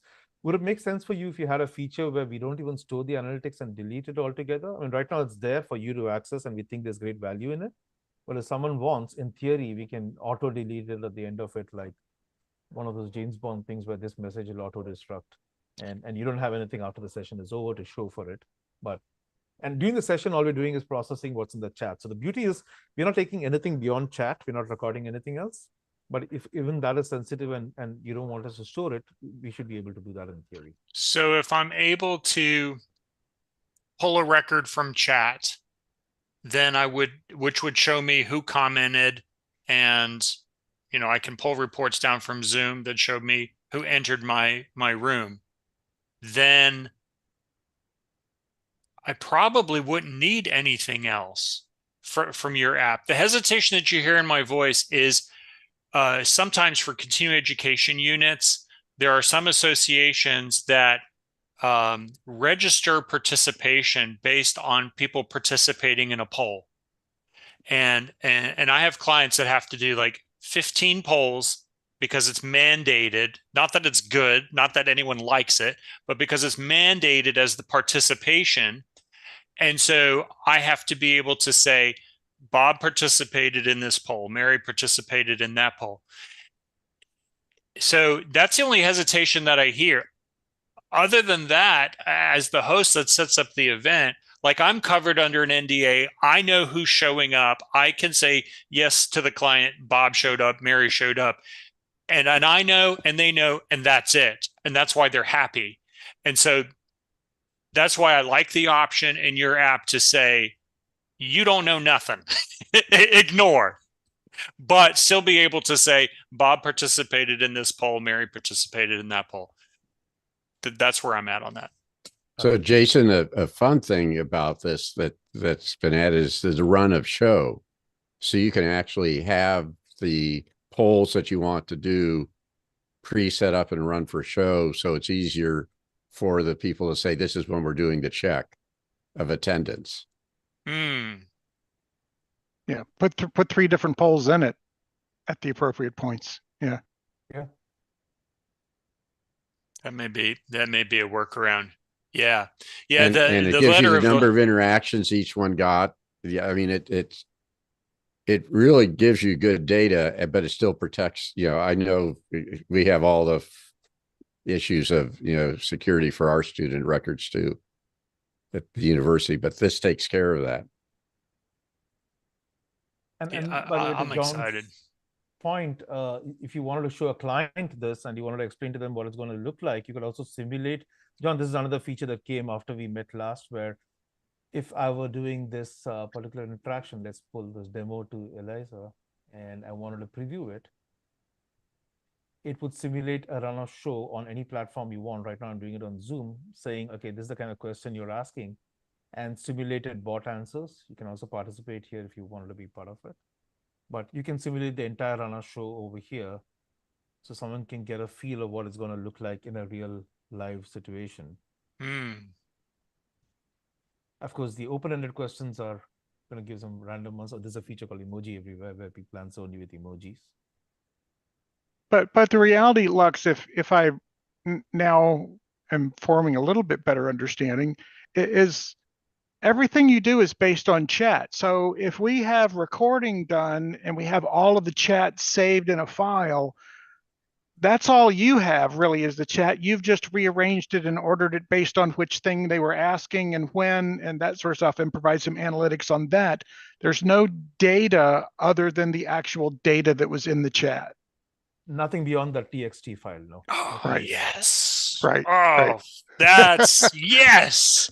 Because in the so chat, if Jason has the text file, and that's all you've got, anyone could run a report on the text file if they wanted to afterward and kind of get that. So because that text file would give me Bob said blah blah blah at this date and time. That's all that I would need. Because they do integrity audits, right? Like they don't just give out the CEUs. Like they have to have some sort of confidence level that this person was actually here, not just that they opened up the Zoom and walked away and left the meter running. So yeah, oh, that's awesome. I just pull that from chat. The third-party app is blind and oblivious, so that keeps it all kosher and neat. Yeah. I love it. Thank you. Jason, the other fun thing about it is when you do these time checks or breathing checks, or we say the mirror under the nose to know that people are there, people begin to figure out what that is. So when you do this, these interactions can be much more exciting, more integrated into the content. Yeah. Without it being, have you been awake for the last 15 minutes, or the famous push the space bar? Yes. Yes. Yeah, because we all hate having to run 15 polls. 15 polls? Are you freaking kidding me? Yes, we have to. Okay, so I mean, then we try to ask fun questions, like what's your favorite flavor of ice cream and how would you conduct an audit on it? Or, something stupid like that, just to see if they can fog the mirror. So I love this. Nice. Okay. John, AKA John. So the only information you're receiving is the text chat. So if the customer is happy that a third party can read the chat, then there can be no privacy issues.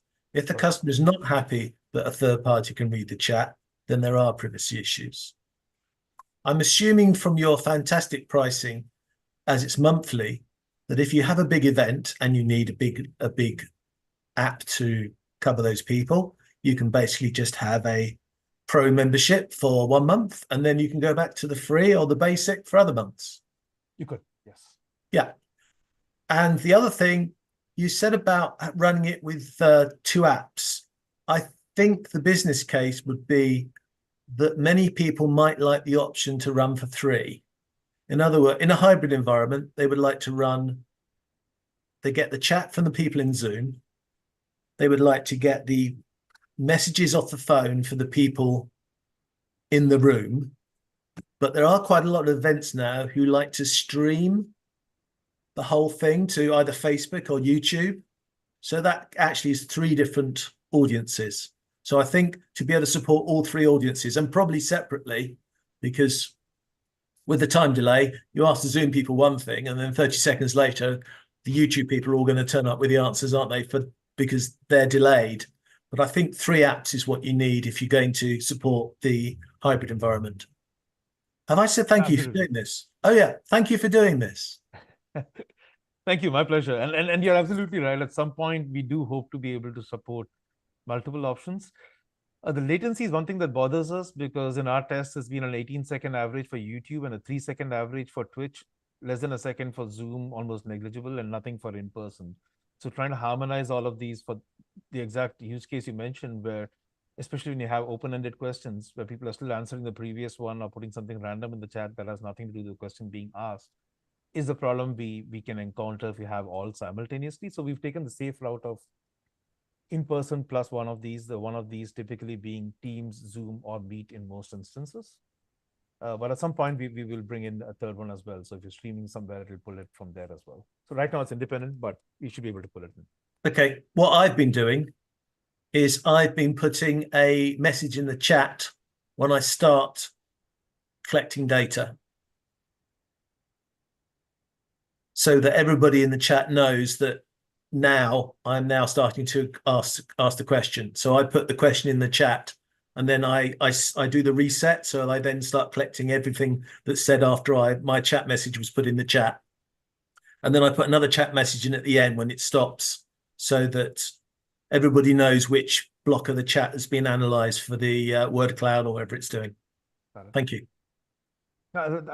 Hopefully we'll go down that exact path that you described. Not to get too much into the weeds on that, but one little issue we're finding there is the current level of permissions we take on YouTube, we don't publish onto the YouTube feed, and therefore don't send a message there, unlike Zoom. But yeah, I think we should do exactly that down the line. So I'll point out that David is back and Lois is back with another question. I remembered the third question. So this is a very complicated program, and you can do so many things on it. Where are the tutorials? How do you learn how to use it? So help.streamalive.com should have a whole bunch of videos, tutorials, and everything. Or if you go to the StreamAlive website and type your question in the bot in the bottom right, it should answer about 3 and 4 questions pretty accurately. Okay, I didn't quite understand what you said. You said if you're learning how to do it, you go where? I'll just put the URL for you. It's help.streamalive.com. You put that in the chat, right? I will. I'll put it right away. Thank you. And I'll tell you, Lois, it's not that hard to pick up. And it's, if you start with one, like the spinning the wheel or whatever, once you get the pattern, you know it. And once you get to the run of show, then it takes care of it.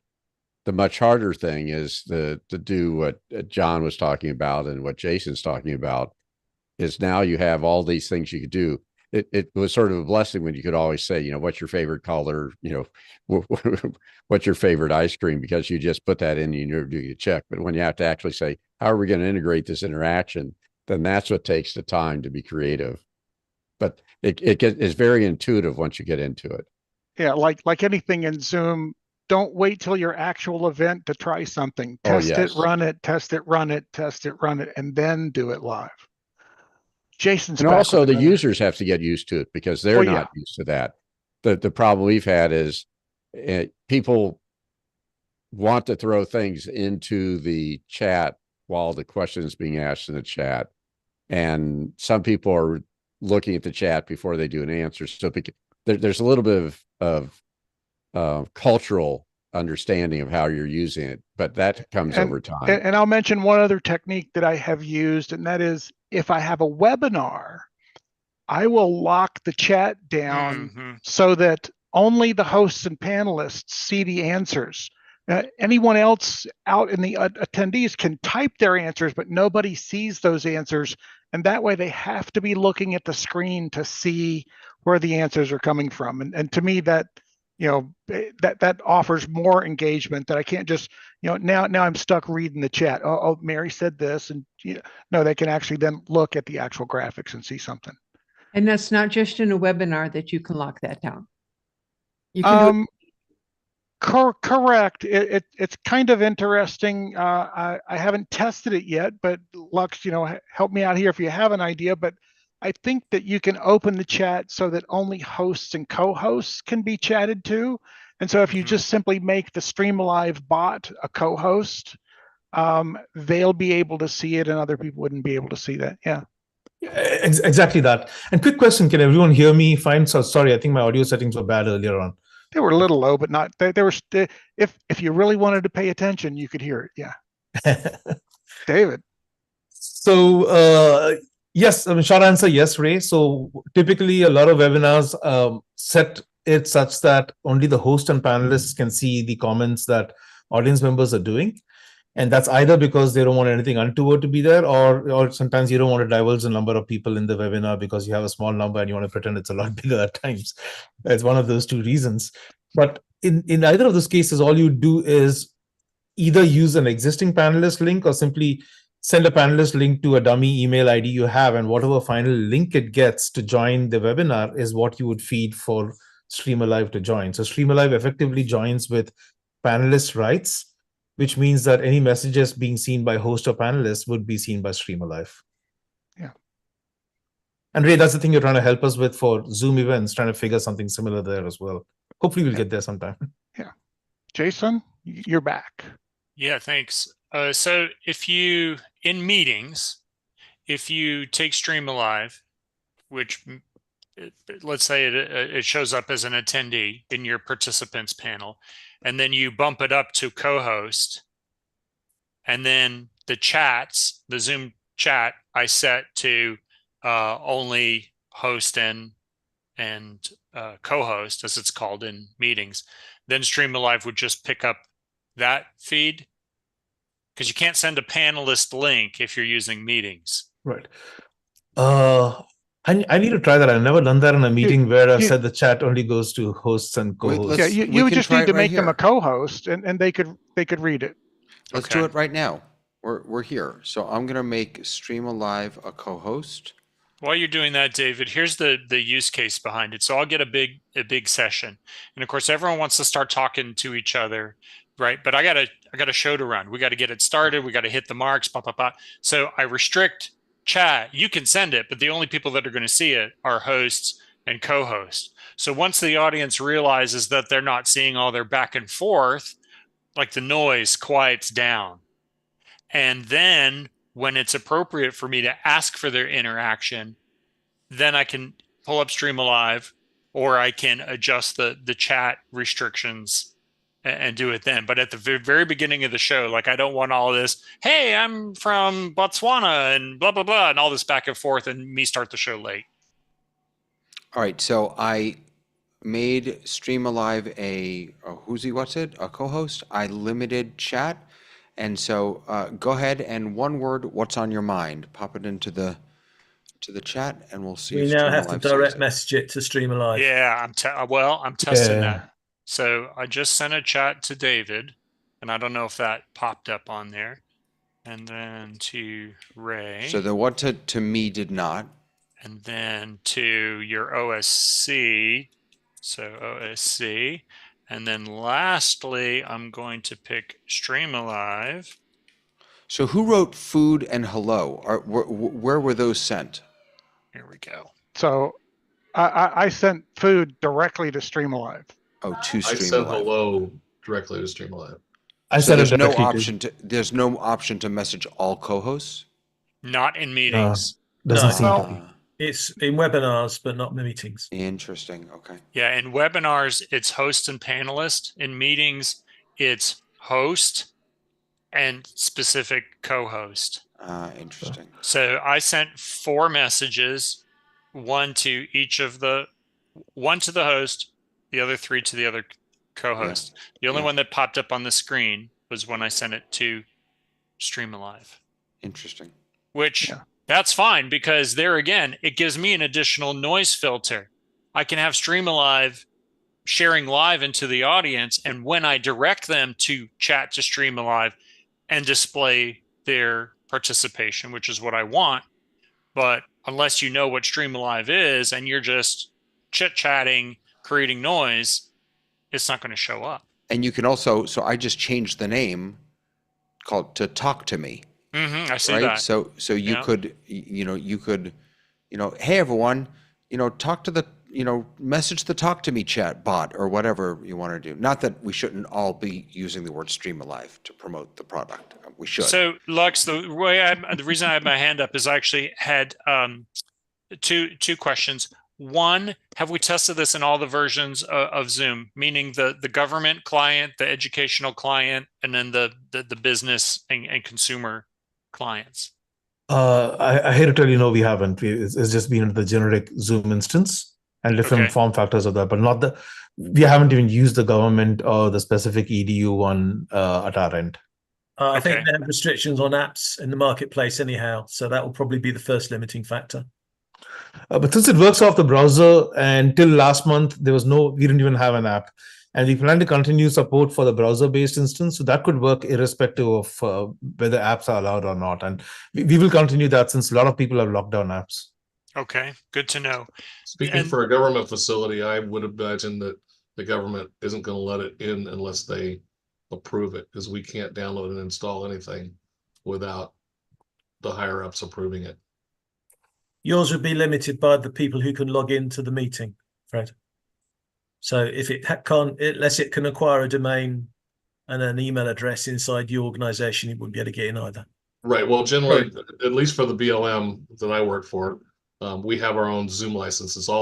We just changed our deal, so we have a single sign-on, and there's 200 or 300 licenses now. So we all have a personal license, but we won't be able to add Stream Alive unless it's approved by somebody, because it's a download app. Okay.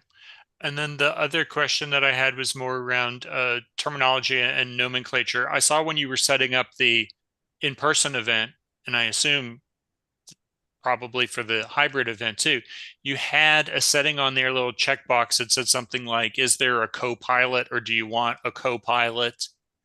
And so what is that? Because, Microsoft has a co-pilot that they've been pushing out like crazy in part of the Windows updates and the Edge updates that have been coming last month. And so, when I hear co-pilot, like I have a knee-jerk reaction to think that it's that. So, and then we were talking about AI. So what does co-pilot mean in the Stream Alive dialog box?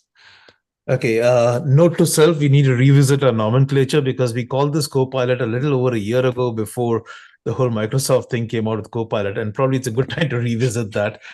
Our Copilot is literally like a Copilot flying a plane. And what that means is it was built for the instance of a presenter in person not necessarily wanting to go to the laptop and hit next or move around with the interaction. So they might want to move and talk on stage like this and have somebody else steer the presentation. So the co-pilot gets a link, which allows them to just hit next, next, next. Or we had an instance where a lot of presenters told us that when they went and told their AV people that I'm going to use something like Stream Alive, there was a visceral reaction saying, no, you can only use PDFs and PowerPoint and nothing else in between. So they wanted to reassure them that this is nothing more than a link that you just need to hit next on.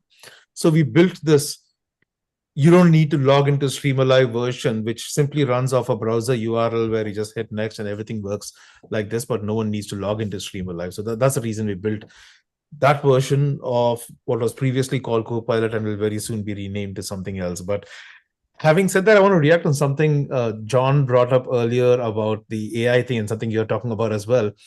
In about a month from now, we'll have and we've been testing it quite rigorously last few months. It's looking very good. You could say I'm doing a workshop on molecular gastronomy to people who are chefs and interested in doing new stuff. And it would spit out an entire run-out show of a dozen interactions and keep them ready for you to keep an engaging session. So maybe we should call that Copilot or something else, but that's going to be true AI in terms of, because I do a lot of onboarding calls myself. I love talking to our users. I get a lot of ideas, get a lot of inspiration. And I mean, just now, I've got a whole bunch of ideas. Plus, you actually tested a couple of situations we've not tested, like the co-host thing and everything, right? But in a lot of those onboarding calls, you find that 2/3 of our time goes into brainstorming what kind of questions they can ask for their unique case. So we just said that's something AI can solve pretty well. In fact, just before I came in here, we ran a full test case with Gemini, GPT 3.5 and GPT 4. And even Gemini is looking fantastic in terms of the kind of questions it gives. Right. So we said we're doing a Women's Day event to tell us what we should do for transient thoughts, talking tiles, wonder words, and everything. It gave us 3 choices for each of them, and every single one of them was fantastic. Wow. That would be great. So what you see as today called Copilot might be reserved for that going forward. Yeah. So not only can you build awareness of the need for engagement, but you can help people figure out how they need to engage with the AI generated run of show, more or less. Yep. And Ray, that's actually a sad thing in a way, right? Because in this one-to-many situation, we've forgotten how to listen. And we're just in the frame of mind of talking, right? So when you suddenly tell people, hey, you need to talk less and listen more because you have the tech to do it, we're all struggling with, okay, but what do I ask a group of 100 people? What kind of question makes sense? Because we're not used to it, right? So especially, I mean, I can come up with those things, but I'm sort of your typical technical type. I have to think about, well, what would be a good question? And I know people who just come up with stuff. Well, ask them this, can ask them this. Jason's like, ask him ice cream and ask him, I don't know what to ask. Cool. But the AI comes up with crazy questions. I mean, we just ran a test now of if you're teaching Indian cooking to people who've never cooked anything but American food. Okay, and the questions it came up with was, okay, if there's one Indian spice that you've encountered, which one might it be? Or what is one spice you have in your larder that you think nobody else has? Or some wacko questions that are beautiful icebreakers for a cooking class. And I would have never thought of any of those questions. That's awesome. That's awesome. David, I'll just point out that we're about 6 minutes from the top of the hour, and David likes to sort of wrap up on time. But John, if you don't tell me it's my show now, sir. It's your show. No. I'm the co-pilot. Wait, I can't say that, can I? John, go for it. If you want to make the production people happy, then do a OSC stroke companion stroke stream deck integration so that they can press buttons and it will work for them. And as far as the API is concerned with Zoom, the new version of the Zoom API allows you to integrate with a single sign-on. So you will be able to be used on any system, whether it be government or whatever, as long as they approve you in the marketplace and they allow you to be on their system. But there is a new API call in Zoom, which will get you into any type of meeting, event, session, etc., anywhere. on any platform, but you need to recode for that particular login. Do you mind repeating the other things you mentioned alongside Stream Deck? What is the first one you mentioned? Stream Deck is the physical device. Yeah, that one I'm familiar with. But the other ones you mentioned? Companion is a Okay. piece of software which most people use, which allows you to integrate apps with Stream Deck. And OSC is the command language they use to talk to each other. So for those people that want to develop stuff, that's the way you talk to people. So for instance, there are plugins on PowerPoint that you can send OSC commands to, which are text commands, which then make PowerPoint go backslides, forward slides, etc., etc. Got it. Thank you. I just bought this, so this is super helpful. I'll research all of these. Thank you. And then add the output of all your images as a keyable file, an alpha channel. And we'll put into our ATEM. So that John is there right now. The last one. Sorry, go ahead, so- David. Yeah, So it is. that- There's no. a way. Yeah, that's true. You could Yeah, just so- pull the color out. Yeah, Right, but what John? So I do that with using what's it called? From Ninja Stream. Oh, I can't remember the name of it. But there's another tool like yours where I log in. It listens to the chat. It grabs the chat, and it then allows me to send that out into either an ATEM or another software as with the transparent background, so that I can then bring it in. I don't have anything set up here, but I can bring it in right on top of me instead of having to screen share. So for Twitch and YouTube, about 10 days ago, we launched this thing where everything in the UI goes in a green chroma key, which you can key out. Yeah. And we just assumed it wouldn't be something Zoom users would use since they're doing share screen. But I think power users like all of you in the room here would probably, use it through some of the thing that are using as a virtual camera, and we can certainly introduce that feature within Zoom as well. If one of your target audiences are producers of meetings, not just the people organizing meetings, but those of us that people hire to run the meetings, you're right. We're not screen sharing. We're using OBS or Ecamm or vMix or something, and to be able to either have that come up, or if in my case, I'm a one guy show, so I want it to show up right on top of me. So that's a great, and the companion integration, that's a fantastic idea also, or just native Stream Deck, either way. Yes, sir. This is cool. Thank you so much. Yeah, thanks for having me. I'm so glad. You're welcome to come anytime. We may not spend quite as much time on Stream Live every week, but you're always welcome to come. This was great. We had a big problem that we banged out, and then something new that we were able to chew on. What we didn't get to is a relatively big release that I think is coming for Monday, with which actually relates perhaps to Stream Live, because it's a lot of screen sharing stuff. For Mac specifically, now you can, if I read this correctly, and correct me if that's the wrong button, hold on a second. Correct me if I'm wrong, but now if I want to share a screen on my Mac, where's my mouse? I lost my mouse, here it is. So I can it's now going to show up in here, in my green little, move to button. I'm going to get a new option that says share to Zoom or something like that. Is there a blue dot for share to Zoom? I thought it said the green dot, but maybe I'm wrong about that. Zoom ought to get its own dot. Oh, it's going to get its own dot? It should. I don't know. If Mac Sonoma users can utilize the native sharing support built into app windows on their desktop. Long clicking on the green icon in the top left of any app window provides the option to share on Zoom and initiate sharing that window into the active Zoom meeting or webinar. Alternatively, the system picker option is available when clicking share in the Zoom meeting window directly, allowing the user to system the native macOS sharing picker. That sentence didn't really make sense, but that's huge. That's a big one for me, at least. That's really nice. I think the other screen sharing news is way more exciting. The all screens mode? Yep.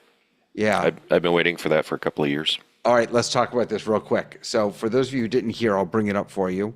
So this is the all screens mode. So this is really interesting. Allows the host to request that all participants share their screen to present the host with a scrollable side-by-side view of the participants and their shared desktops. I can't wait to see what this actually looks like. This feature is designed to provide a more streamlined and straightforward proctoring experience. So you can see what your, well, I was going to say you can see what your students are looking at, but believe me, they'll find a way to, to send what they want us to see up on the screen while they're doing something else. But when focused on seeing both the participant video and their desktop share. When activated during the meeting, this kind of goes back to what we were talking about earlier. They're going to figure out how to share something that they're not even looking at. That's the problem we're going to run into. When activated during a meeting, the host can also choose to allow participants to also view all shared desktops. Admins can control the use of this feature with account and group level settings, with the host also being able to enable this for individual meetings as well. Really interesting for the education world, Frank.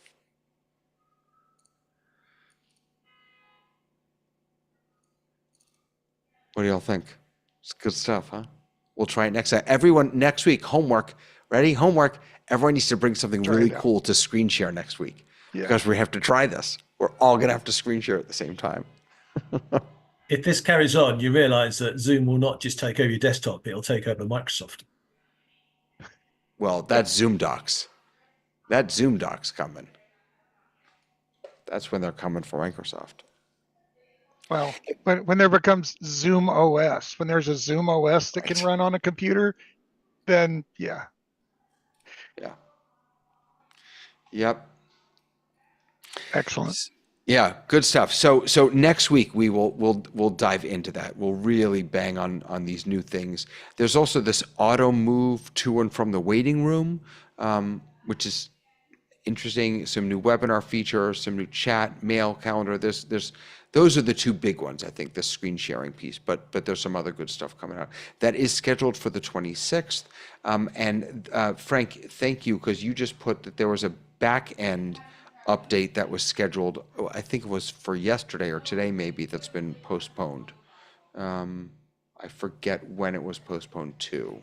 I think it's happening on the weekend. Is it? Okay, great. Great. Lots of fun today. Thank you, everyone. Thank you so much for being here. Lux, thank you so much for joining us. It was a blast having you here. My pleasure. Thank you. Yeah, you got it. And if you're sure it's okay, I'd love to join you in future session. This is fantastic. You are always welcome. Everyone's always welcome. Everyone's always welcome. And awesome. We'll see you guys next week in the kitchen. Thank you, everyone. Bye, everyone. Bye-bye.